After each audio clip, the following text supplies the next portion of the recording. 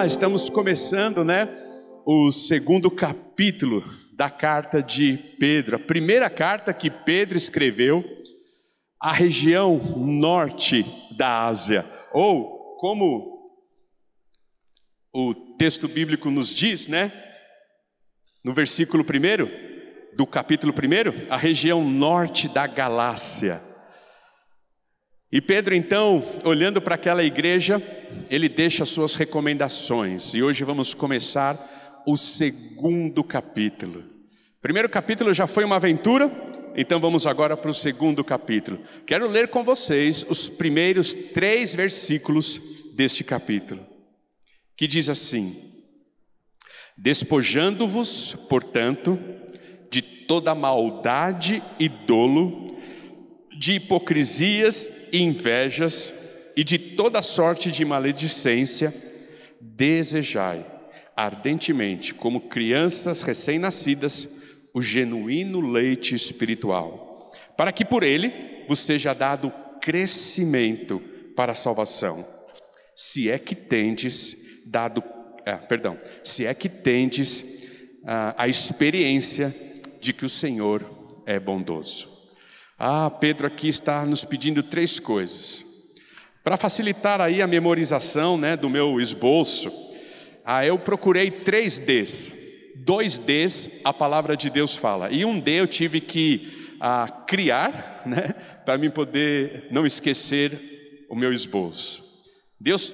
Pedro pede para nós 3 coisas em tempos de dificuldade. Primeiro, despojar.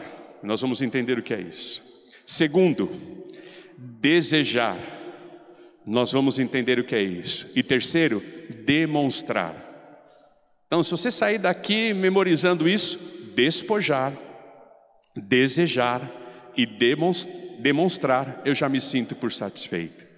Bem, nós já somos bem grandinhos para entender que dificilmente nós podemos evitar dificuldades em nossas vidas. Por mais que venhamos a trabalhar para evitar que coisas ruins nos cerquem, por mais que trabalhamos para evitar que sentimentos dolorosos nos atingem, por mais que trabalhamos para evitar que circunstâncias adversas sejam administradas, você já é bem grandinho para saber que não tem como evitar. A dificuldade é uma realidade.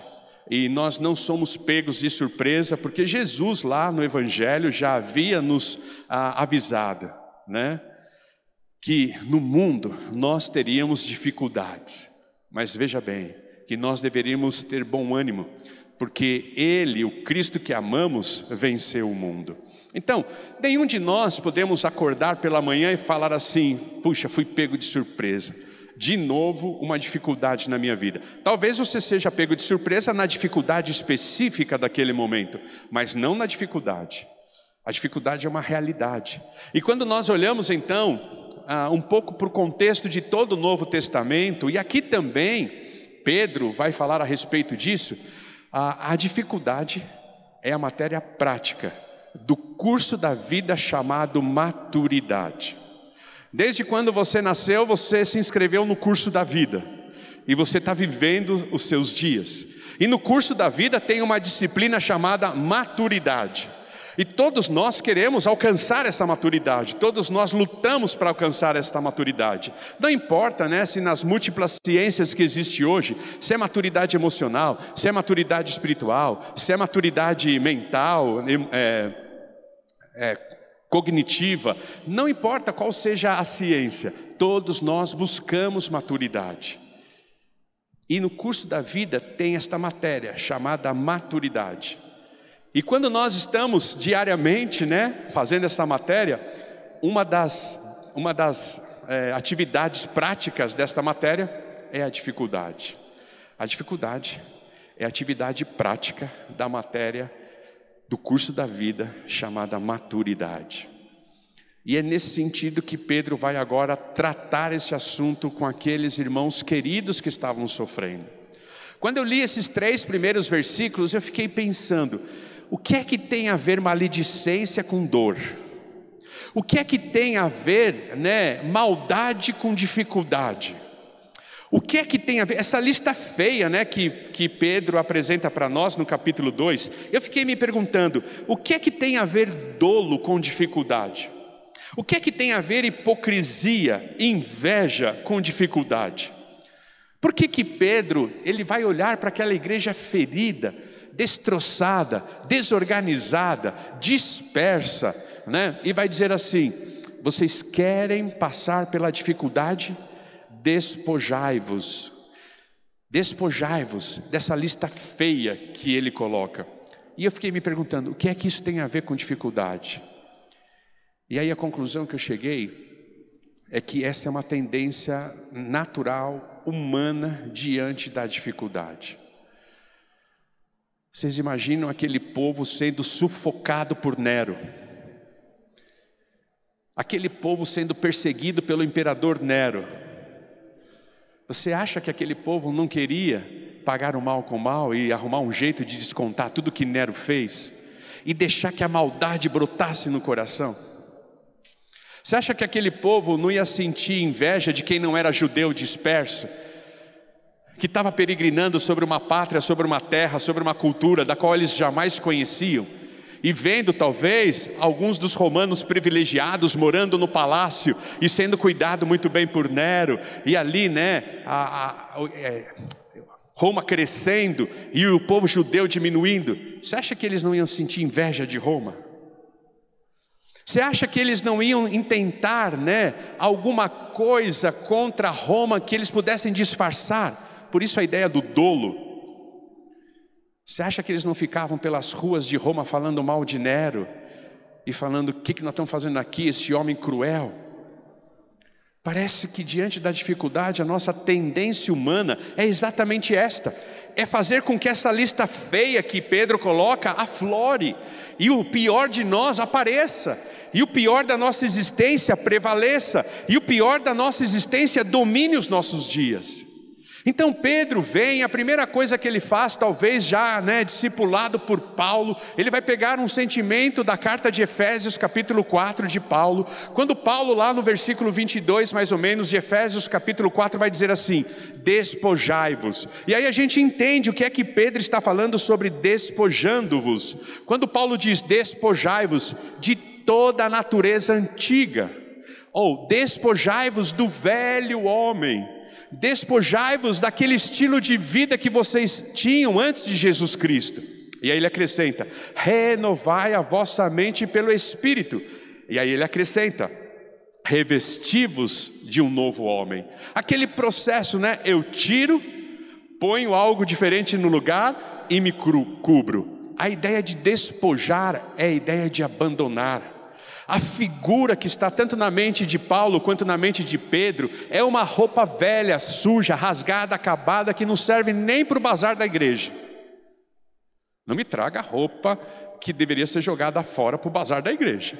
Nem para o bazar da igreja serve. Sabe aquela roupa, né? Geralmente é homem que usa o sapato até furar, que nem para o bazar da igreja serve. Essa semana eu joguei um sapato fora. Podia ter dado antes para o bazar. Mas homem é assim, né? Usa até furar. Mulher não, mulher já é diferente. Ela já vê alguma coisa nova, ela já substitui e dá para o bazar. Roupa quase nova. Tanto que os bazares da igreja sempre tem roupa nova de homem, de mulher, e quase não tem roupa de homem. Estou falando tudo isso porque para criar na sua mente a ideia, o que é despojar? Tire o trapo velho, tire a roupa estragada, tire as vestes que não servem mais. Não é que não serve porque você inchou um pouquinho, ou inchou um pouquinho. Não serve porque já está velha, acabada, né? Gasta, suja, encardida, que você tem que jogar fora. Isso é despojar. Isso é despojar-se, como o texto bíblico fala. Despojando-vos, portanto. Veja que a expressão portanto, ela está nos remetendo àquilo que o apóstolo, aquilo que Pedro disse nos versículos anteriores, principalmente do 22 ao 25. Por que eu me despojo de tudo isso? Porque eu já aprendi o que é o amor fraternal, porque eu já aprendi que eu não fui salvo de qualquer jeito, às pressas, assoviado, como plano B de Deus. no susto de Deus, não fui salvo assim, e porque a palavra de Deus permanece para sempre e ela continua sendo o nosso guia. Portanto, diante de tudo isso, eu tenho que me despojar dessa lista feia. Então, diante da dificuldade, nós só iremos crescer, nós só sairemos aprovados desta matéria maturidade, quando encararmos a dificuldade com o sentimento de abandono. Eu tenho que abandonar o meu estilo pecaminoso. Eu tenho que abandonar aquilo que na dificuldade aflora. Eu tenho que abandonar aquilo que na dificuldade, prevalece sobre a minha vida. É claro que a lista de Pedro, ela não é fechada. Ela apenas aponta. A lista poderia ser muito maior. Mas ele ressalta algumas coisas que talvez são bem presentes na nossa humanidade. Como por exemplo, ele começa a lista dizendo assim: tirem essa roupa suja, tirem essas vestes maltrapidas, tirem essas vestes que não servem mais para nada. A primeira peça dessa veste que deve ser jogada fora é a maldade. Maldade traz consigo o sentimento de intenção de fazer o mal. E aqui Pedro está usando de maneira genérica, como se ele estivesse abraçando toda a possibilidade de maldade do coração do homem e toda a espécie de roupa suja que muitas vezes nós continuamos e insistimos em usar. Então, maldade é um termo genérico para a natureza humana que, diante da dificuldade, muitas vezes ele pensa que ao fazer mal, ao prejudicar alguém, ele vai resolver o seu problema. Você já viu maldade na sua empresa contra você? Quantas vezes eu tenho que sentar com pessoas dizendo assim: pastor, aquele ambiente é tóxico, eu não aguento mais aquele lugar. Quanta maldade é feita naquele lugar. Você já viu na sua empresa? Já sentiu-se perseguido na sua empresa? E a única intenção que a pessoa tinha era prejudicar você. Aí ela vai desenvolver todas as demais características, ou todas as demais peças dessa roupa suja que nos serve para nós. As demais peças dessa roupa suja que nos serve para aquele que foi salvo, pelo sangue precioso de Jesus, não por semente que morre.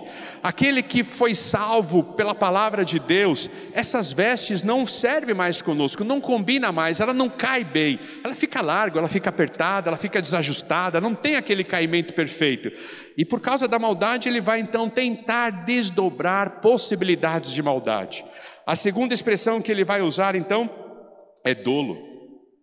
Talvez eu pudesse chamar aqui o Dr. Edson e os advogados da igreja, Dr. Eugênio, para falar sobre dolo.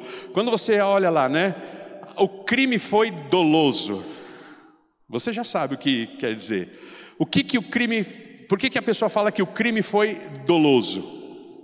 Porque ele teve a intenção de cometer o crime, mas acima de tudo, ele se esforçou ao máximo para enganar a justiça.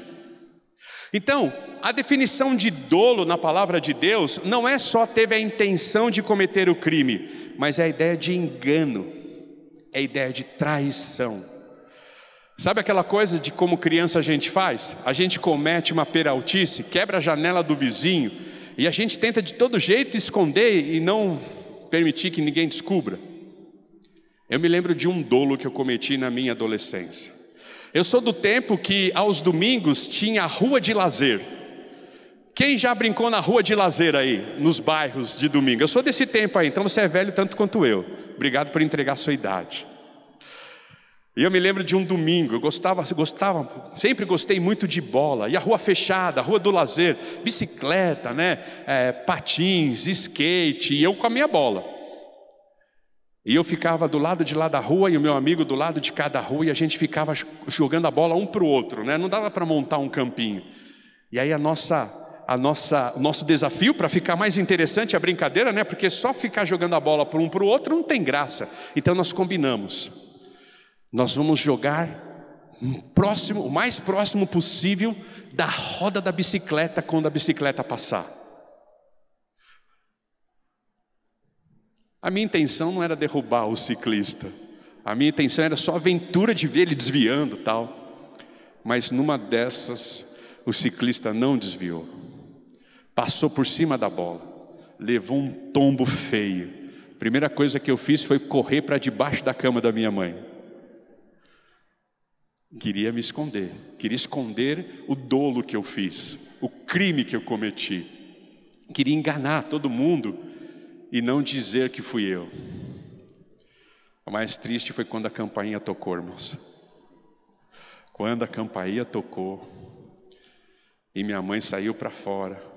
Nós morávamos numa casa, um sobrado. Ela olha lá de cima para baixo. Uns 5, 6 meninos. O rapaz com a bicicleta nas costas. Chama seu filho. Nós queremos conversar com ele. Não teve como escapar. Tem coisa que por mais que a gente queira enganar, não dá para escapar. Pedro está dizendo, abandone o dolo. A figura mais próxima do que Pedro quer dizer, por exemplo, é a figura daquilo que o Theo gosta de fazer. A pesca. Por que a gente coloca, um alimento no anzol? Não é para enganar o peixe? A gente coloca um alimento no anzol, uma isca no anzol, uma ração no anzol, para enganar o peixe. Quando Pedro está falando de dolo, ele está falando sobre pesca. Não seja como o pescador que para pegar o peixe precisa enganá-lo com uma isca. Esconder ali o anzol. Dolo é isso. Dolo é a ideia de traição. Dolo é a ideia de engano. Não combina mais para nós isso. Mas a nossa tendência humana diante da dificuldade talvez seja ir por esse caminho. Mas ele continua com a lista e ele vai crescendo na lista e agora ele fala sobre hipocrisia. Já falamos muito sobre hipocrisia. Você já sabe que a ideia é o ator grego que colocava uma máscara ou acima de tudo, fazia um papel que não era real ou condizente com a sua vida. Hipócrita é viver um papel que não é o seu, na sua história, na sua vida. Hipócrita é querer ser quem você não é. Isso é hipocrisia de maneira genérica, mas eu gosto muito de pensar na hipocrisia quando eu olho, por exemplo, para Jesus. Qual era o grupo hipócrita que havia no Novo Testamento? Fariseus. E lá no capítulo 23, no versículo 27 do livro de Mateus, Jesus vai olhar para este grupo e vai explicar direitinho o que é hipocrisia. E ele vai chamar esse grupo de fariseus, esse grupo da época, que era meio político, meio religioso, e vai dizer, vocês são hipócritas. E qual é a expressão que ele usa? Vocês são como sepulcro caiado. O que é um sepulcro caiado? Sabe aquilo que o brasileiro faz no feriado de finados, dia 2 de novembro? Vai lá para o cemitério, tira as aranhas do sepulcro, o mato do sepulcro, dá uma limpada ali do lado do sepulcro. Às vezes passa um cal, sepulcro caiado, a ideia de pintura, a ideia de cal. Passa um cal no sepulcro e deixa o sepulcro externamente perfeito. Bonito, limpinho, mas lá dentro só tem morte. É fédido lá dentro, mas por fora é bonito. Se fosse nos dias de hoje, talvez Jesus ia usar outra expressão. Talvez Jesus olhasse para os fariseus e dissesse assim: vocês são como bela viola, bonita por fora, mas bolorenta por dentro. Essa é a ideia de hipocrisia. O exterior não condiz com o interior. O interior não condiz com o exterior. E Pedro diz, se livre disso. A outra expressão que ele vai falar a respeito de inveja. Vamos lá, voltando ali. Depois da hipocrisia, ele vai falar sobre inveja. Uma das definições mais interessantes que eu tenho sobre inveja e que eu quero ler para vocês, diz assim: o que é inveja? Percepção dolorosa, e muitas vezes cheia de ressentimento de que alguém está usufruindo de algum privilégio. O que é inveja? Vou ler de novo. Percepção dolorosa e muitas vezes cheia de ressentimento de que alguém está usufruindo de algum privilégio. Em outras palavras, o que é inveja? Estar na posição que a pessoa está ou ter o que a pessoa tem. E como eu não posso estar lá e nem ter lá, eu encho o meu sentimento, eu firo as minhas emoções, eu adoeço nas minhas emoções, porque eu estou cheio de ressentimento. Por que ele tem e eu não tenho? Por que ele consegue e eu não consigo? E aí nós precisamos entender que essa inveja, ela é produzida por duas razões. Primeiro, nós só invejamos pessoas com as quais nós nos identificamos. Nós só invejamos pessoas com as quais nós nos identificamos.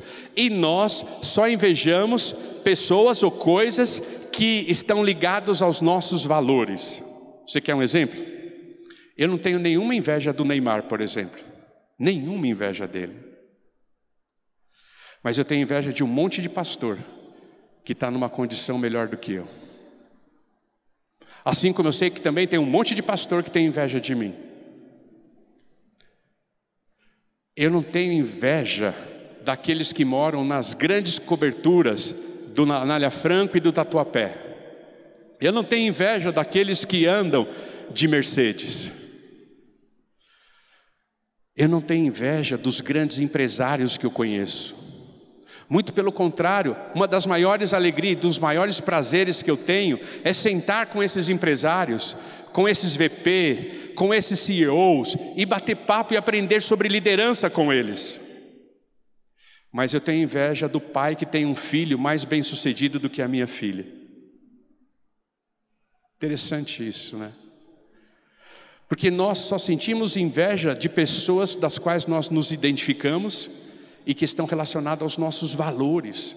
Então a inveja diz muito sobre os seus valores. A inveja diz muito sobre com quem você tem se identificado. E isso é bom, porque aí nós nos conhecemos, aí nós corremos aos pés de Cristo, aí nós pedimos a intervenção dEle, pedimos o perdão, pedimos a ajuda dEle. Olha, interessante, porque quando nós vamos para o livro de Atos, a gente vê, por exemplo, os judeus da época, e os líderes religiosos judeus da época, tendo inveja do cristianismo, porque o cristianismo estava em expansão. Então o cristianismo estava em expansão, e os líderes religiosos judeus da época, como Atos nos diz, tinham invejas, eles estavam sentindo invejas. Mas um dos quadros mais conhecidos de inveja está lá em 1 Samuel, no capítulo 18, no versículo 7, 8 e 9, quando Davi mata Golias. Vocês se lembram dessa história? Davi mata Golias. Aí no versículo 7, o texto bíblico diz que as mulheres fizeram um grande coro, e elas dividiram vozes, e elas faziam contracanto, e aí algumas das mulheres gritavam e cantavam: Saul matou os seus milhares, e as outras mulheres faziam o contracanto: ah, mas Davi matou os seus 10 milhares. E aí o versículo 9 diz assim: a partir daquele dia, Saul não via mais com bons olhos Davi. A partir daquele dia, cheio de inveja, porque as mulheres estavam exaltando mais a Davi do que a Saul, Saul passou a não olhar mais com bons olhos a Davi. E os irmãos conhecem a história. Ali ele começa a perseguir Davi. Ali ele começa então a infernizar a vida de Davi, por causa da inveja. A inveja, ela reflete então pessoas que se identificam conosco e os nossos valores. Não é interessante que na sala do velório não tem inveja? Ah, estou com inveja daquele homem que está sepultando a esposa. Não é interessante que no velório, na sala de velório, não tem inveja? Não é interessante que na sala do centro cirúrgico, aquela que antecede ao centro cirúrgico, você está ali na sala de espera do centro cirúrgico, não vê a hora do médico sair trazendo boas notícias? Você não tem inveja. Mas eu posso dizer o mesmo, por exemplo, do saguão de um aeroporto. Quantas vezes você foi despachar alguém para outro país ou para as férias e fala assim, ai que inveja, dá para ir na sua mala? Me coloca na sua mala. A gente fala brincando, mas a gente está com inveja.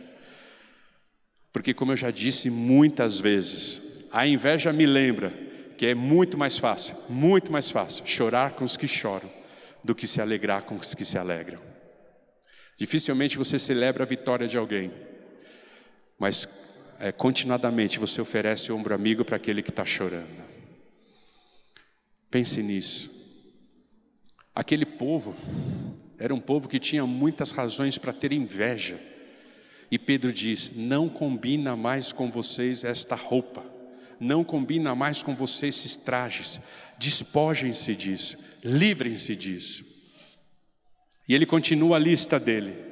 E a próxima coisa que ele vai dizer aí é de toda sorte de maledicência. Olha, isso significa que maledicência não é simplesmente fofocar. Porque senão ele não falava toda sorte de maledicência. Ou seja, ele está abrindo o espectro das cores. A maledicência é mais amplo do que nós podemos pensar. E eu fiquei estudando a respeito disso e pensando, por exemplo, maledicência invoca sim, né? Está incluso sim a ideia da fofoca. Mas quando a gente mente, nós estamos praticando maledicência. Quando a gente difama, nós estamos praticando maledicência. Quando nós criticamos, nós estamos praticando maledicência. Quando nós somos grosseiros no falar, nós estamos praticando maledicência. Quando nós insultamos, quando nós agimos com sarcasmo,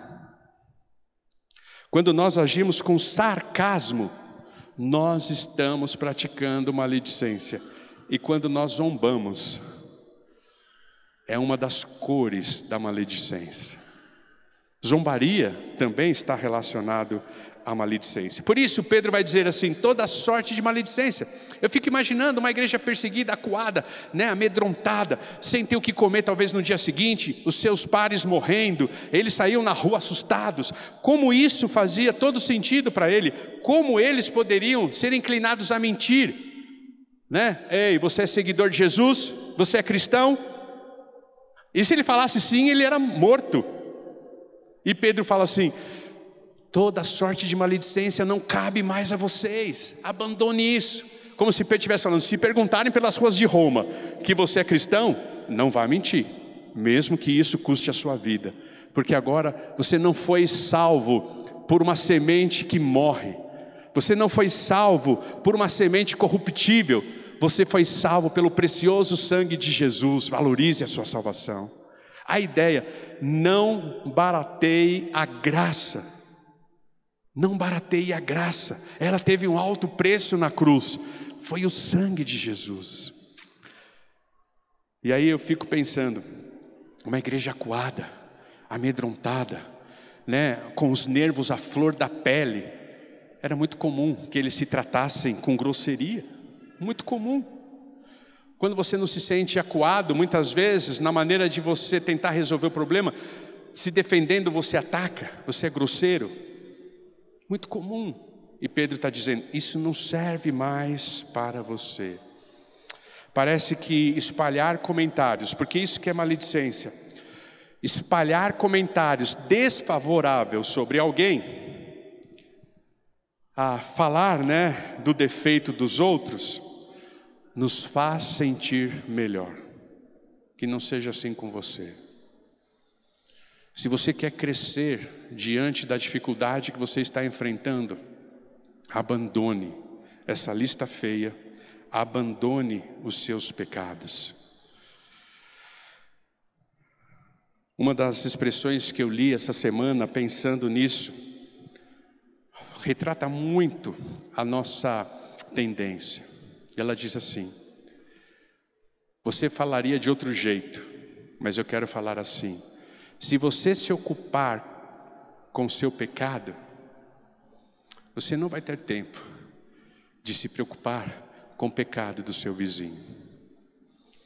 Você diria assim: se você se ocupar com a sua vida, você não vai ter tempo de ficar olhando para a minha. Não é assim que a gente fala? Mas não é só olhar para a sua vida e não olhar para a vida do outro. Se você se ocupar com o seu pecado, você não vai ter tempo de ficar pensando no pecado do outro, porque já vai ser tanto trabalho para você se livrar dos seus pecados, que o pecado do outro não vai te interferir. Por isso, Paulo lá no versículo 4, no capítulo 4 de Efésios, versículo 29, aquele texto que eu citei logo no começo da nossa mensagem, vai nos dar um parâmetro de como nós podemos vencer essa lista feia, de como nós podemos nos despojar de tudo isso. E ele vai no versículo 29 trazer para nós esse sentimento de responsabilidade. Olha o que ele fala no versículo 29 de Efésios capítulo 4. Não saia da vossa boca nenhuma palavra torpe. Esse é a roupa velha.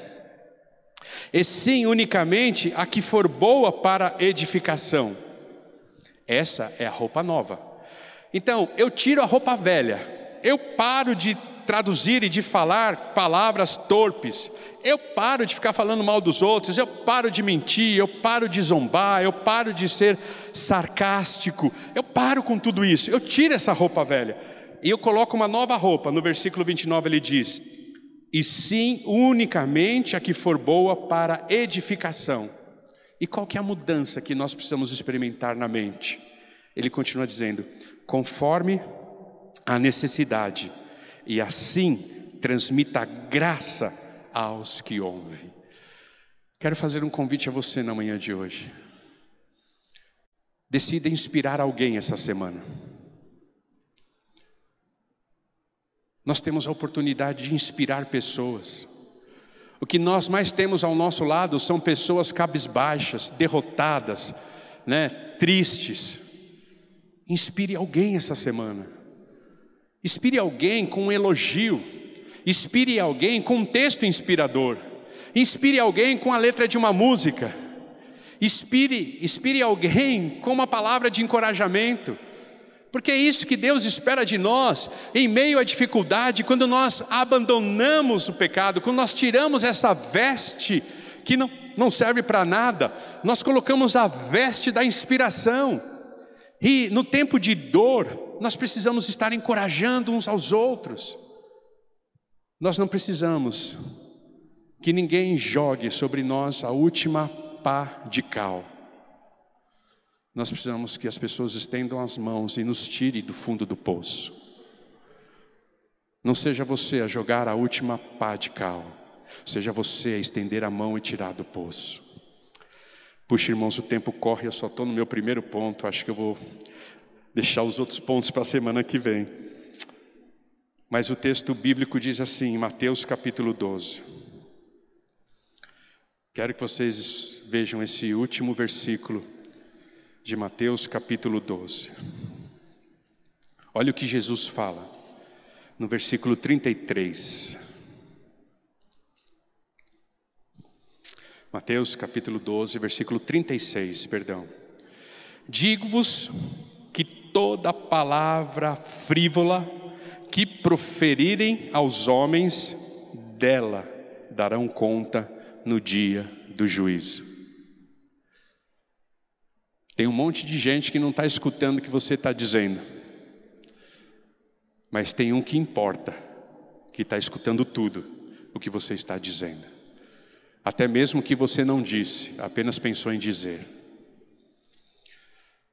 Por isso, Pedro olha para aquela igreja ferida. Pedro olha para aquela igreja triste. E ele diz assim: abandone a vida de pecado. Cresça com a dificuldade. Aproveitem para crescer na dificuldade.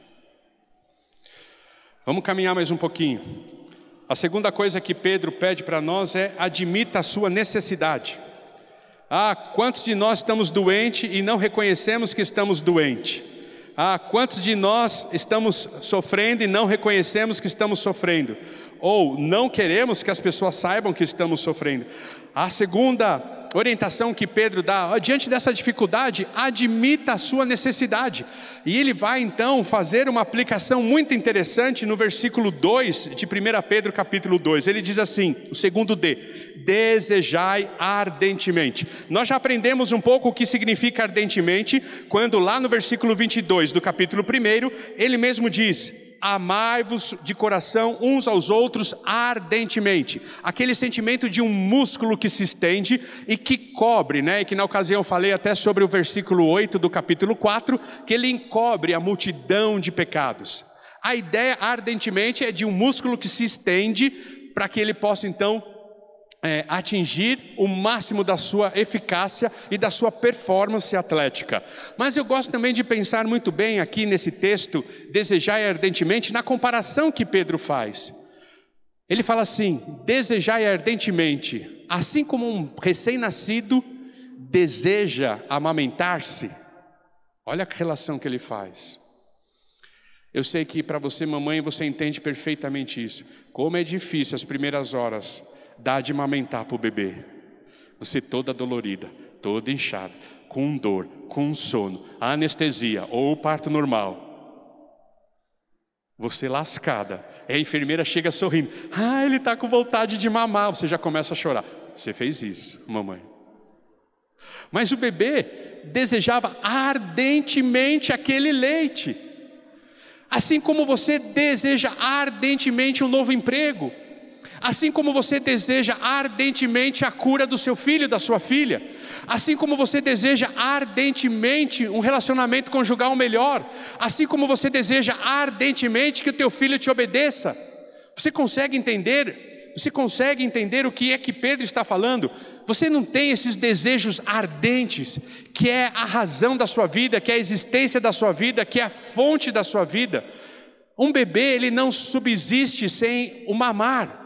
Assim como um pai, ele não consegue continuar vivendo, vendo um filho sofrer por causa da enfermidade. Assim como um provedor não consegue viver tranquilo no desemprego. Assim como os pais não conseguem viver alegremente na rebeldia de um filho. E aí nós desejamos ardentemente isso. E o que é que Pedro escolhe, ou o que é que Pedro pede que nós possamos desejar ardentemente? O genuíno leite espiritual. E esse genuíno leite espiritual está relacionado ao versículo 25, que é a palavra de Deus. Pare para pensar. Se um bebê deseja ardentemente aquele leite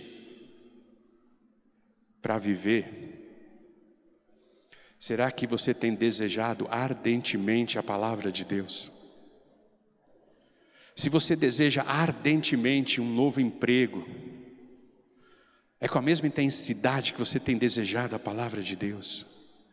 Se você deseja ardentemente a cura de um filho, se você deseja ardentemente que um rebelde volte e o coração dele seja convertido a você, é assim que você tem desejado a palavra de Deus. Pedro fala, nos dias da dificuldade, tire o pecado, inclua o desejo ardente pela palavra de Deus, porque é ela que vai te dar subsídio para você responder às demandas da vida.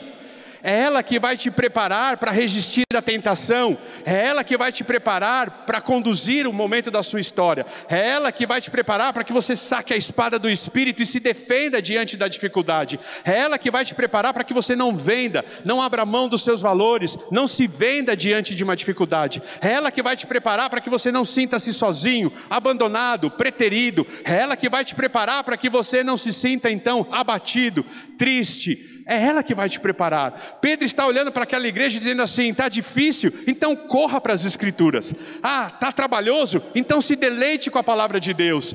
Você está sem esperança, então busque esperança nas escrituras. Por isso ele fala a respeito de desejar ardentemente, como crianças. Ou seja, esse desejo havia uma regularidade.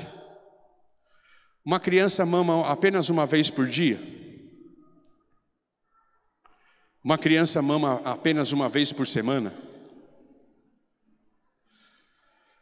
Não, havia uma regularidade. Você quer crescer com as suas dificuldades? Mantenha a regularidade da palavra de Deus em sua vida. Você quer crescer na sua dificuldade? Olhe a qualidade de alimento que você está ingerindo. Você daria um leite azedo para o seu filho? Só um bom leite. Você daria uma comida estragada para o seu filho? Não. Cuidado com o que você tem comido e bebido na internet. Pode ser palha e não leite genuíno. O que a palavra de Deus está dizendo é leite espiritual genuíno. E aí ele vai falar a respeito das consequências disso. Você vai crescer. Desejai ardentemente, como crianças recém-nascidas, o genuíno leite espiritual, para que por ele vos seja dado crescimento. E aí você vai crescer. Pedro tinha em mente alguns versículos do Antigo Testamento quando ele falou isso. Eu quero ler apenas um com vocês. Jeremias capítulo 15, versículo 16. Olha como os homens viviam quando o assunto era a palavra de Deus. Olha como os homens viviam. Jeremias capítulo 15, versículo 16. Quero ler apenas esse texto com vocês. Mas você pode se lembrar, por exemplo, enquanto eu acho aqui, do Salmo 1, versículo 1. Mas o 15:16 diz assim: achadas as tuas palavras, logo as comi. As tuas palavras me foram gozo e alegria para o coração, pois pelo teu nome sou chamado, ó Senhor, Deus dos exércitos. O profeta Chorão, ele encontrava alegria na palavra de Deus. O profeta Chorão encontrava satisfação na palavra de Deus. Você está triste? A luta está grande? Você está envolvido em dificuldades? Corra para as Escrituras.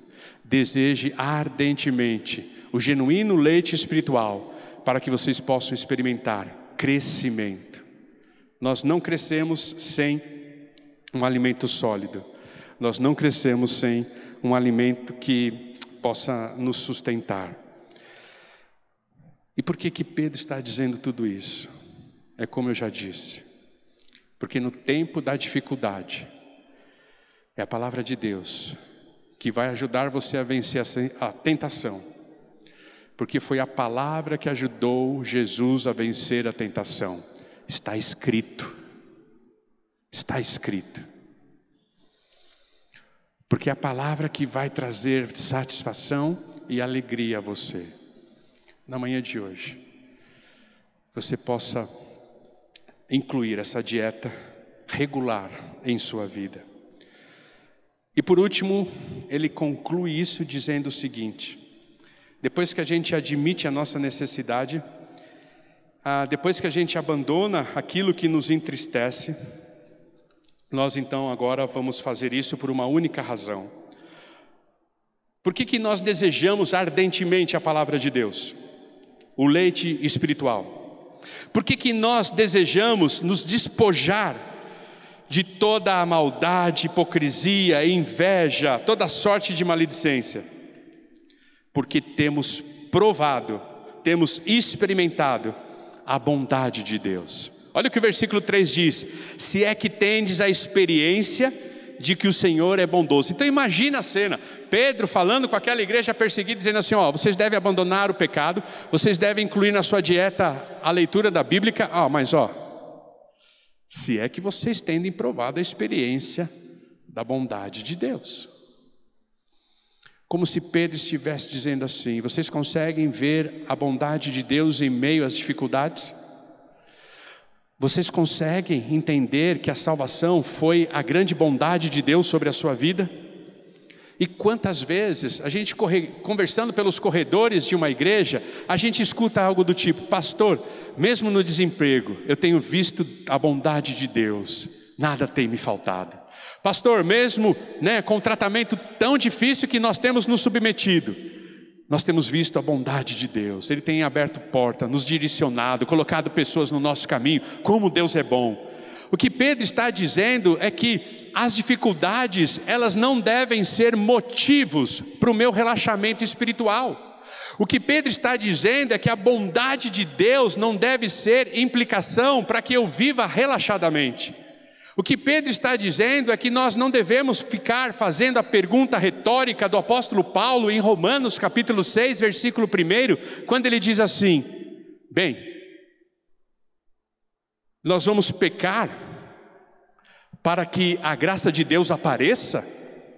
Ou nós vamos continuar pecando porque Deus perdoa? No capítulo 5, falando então sobre a justificação, ele vai apresentar o Adão, o primeiro Adão e o segundo Adão. O primeiro Adão foi marcado pela abundância de pecado. O segundo Adão foi marcado pela superabundância da graça. Por isso ele vai dizer no capítulo 5, aonde abundou o pecado, agora superabunda a graça. E aí é interessante, porque ele começa o versículo 1 dizendo: então nós vamos continuar pecando para que a graça prevaleça? De modo nenhum. A bondade de Deus não é para incentivar o seu relaxamento espiritual, mas a bondade de Deus é o grande incentivador para desejarmos a palavra dele, para abandonarmos o pecado. A bondade de Deus é que nos impulsiona a uma vida de santidade. A bondade de Deus é que nos empurra a caminhar. A bondade de Deus é que nos faz ver a parte do copo que está cheia, mesmo que a água não esteja até a boca. É a bondade que faz Abacuque declarar: ainda que a figueira não floresça, ainda que não haja pasto no curral, todavia eu me alegrarei no Senhor. É a bondade de Deus que nos impulsiona a viver cada vez mais perto dele, a querer cada vez mais a ele, a querer andar cada vez mais com ele.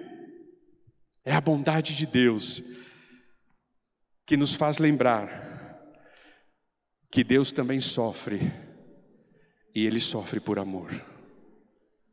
Então Deus entende o seu sofrimento, porque nós servimos um Deus que sofre, e sofre por amor. E por isso nós sabemos que podemos contar com Ele, porque Ele sofre. Resgatei um texto de 2016. Pastor John Piper, às vésperas da sua cirurgia de câncer de próstata, escreveu um artigo que virou um livreto. Depois você pode dar um Google e comprar o livro e ver o artigo. Mas o artigo e o livreto têm o seguinte nome: não desperdice o seu câncer. Não desperdice o seu câncer. É a bondade de Deus que nos faz não desperdiçarmos os momentos difíceis da vida. E ele coloca 10 razões pelas quais você não deve desperdiçar o seu câncer. Eu vou ler apenas 5 que combinam com a manhã de hoje. Substitua câncer pela sua dificuldade. Substitua câncer pela sua luta. Substitua câncer pela sua tristeza. E veja no que dá. Olha o que ele fala: você desperdiçará o seu câncer caso procure conforto em suas possibilidades, em vez de procurar a Deus. Você dispersará, você vai perder, Você vai desperdiçar a sua dificuldade, se você colocar os olhos nas oportunidades que talvez estejam nas suas mãos ou nas mãos de outros para resolver o seu problema, e não colocar os seus olhos em Deus. Você dispersará seu câncer caso pense que vencê-lo significa sobreviver e não aproximar-se de Jesus. Você desperdiçou toda a dor que você está sentindo hoje, se o seu único objetivo é parar de sentir a dor e vencer a dor de hoje. A dor de hoje talvez queira que você se aproxime de Jesus. Você desperdiçará seu câncer caso gaste muito tempo lendo sobre o câncer e não o suficiente a respeito de Deus. dar um Google às vezes nos atrapalha tanto, né, irmãos? A gente ouve lá e lê umas matérias e a gente acha que aquela matéria é a solução para a nossa vida, quando nós deveríamos aqui, ó, dar Google diariamente aqui.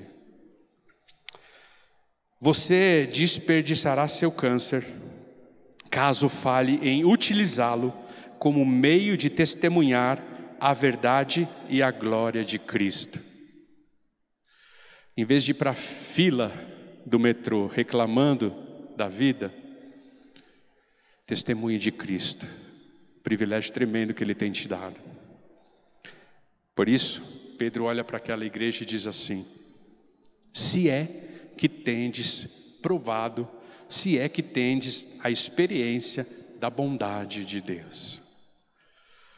E o último ponto que ele coloca: você desperdiçará seu câncer caso trate o pecado tão normalmente quanto antes. Irmãos, se essa dor não servir para você se santificar, de nada vale essa dor. A igreja do primeiro século foi perseguida como talvez em nenhum outro tempo da história da humanidade. Mas foi de lá que saiu homens e mulheres fortalecidos para que o Evangelho chegasse até nós e alcançasse as nossas vidas. Pedro diz: abandone a sua antiga vida, incorpore a palavra de Deus no seu dia a dia, se é que vocês têm desfrutado da bondade de Deus. Por isso, na manhã de hoje, eu quero insistir com essa igreja querida. No meio da dificuldade, não corra de Deus, corra para Deus, porque Ele sabe o que é sofrer, porque por amor a mim e por amor a você, Deus sofreu, e por amor a tantos que estão lá fora, Deus continua sofrendo. Por amor, Deus sofre e entende perfeitamente o seu sofrimento. Não desperdice a luta que você está passando. Sinta o amor de Deus, a bondade dEle na sua vida e cresça diante da dificuldade.